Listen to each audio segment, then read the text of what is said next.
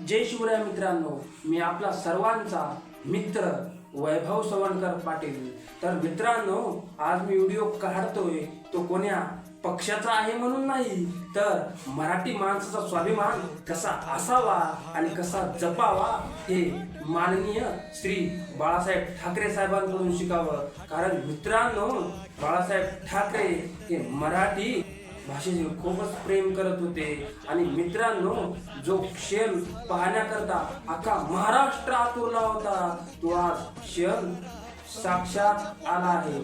क्षण पाहण्याकरता अख्खा महाराष्ट्र आतुरला होता, तो क्षण आज म्हणजे आज राजसाहेब ठाकरे आणि उद्धवसाहेब ठाकरे एक झाले। आणि मित्रांनो, या भाषणामध्ये राजसाहेब ठाकरेंनी जो प्रश्न मांडला, तो प्रश्न हा आपल्या महाराष्ट्राकरिता फार महत्वाचा आहे। कारण राजसाहेब ठाकरे म्हणाले की मराठी ही आलीच पाहिजे। अरे कारण आपण महाराष्ट्रात राहून जर आपल्याला मराठी येत नसेल तर ही किती लाजिरवाणी गोष्ट आहे। अरे तुम्ही दुसऱ्या राज्यामध्ये जा, अरे प्रत्येक राज्यामध्ये यायची भाषा यांना श्रेष्ठ आहे, मग त्या महाराष्ट्राचं असं का?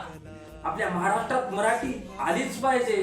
अरे राजसाहेब ठाकरेंनी फक्त मराठी आली पाहिजे हा प्रश्न मांडला, तर कित्येकांनी त्यांना विरोध केला। कित्येकांनी, तुम्ही जर मीडियावर तर तुम्ही बघतच आहात, कोणी म्हणत आहे आम्ही राजसाहेब ठाकरेंना मुंबईत जाऊन मारतो, अशा काही धमक्या देत आहेत। पण मित्रांनो, तुम्ही जागे व्हा, मराठी माणसं जागे व्हा।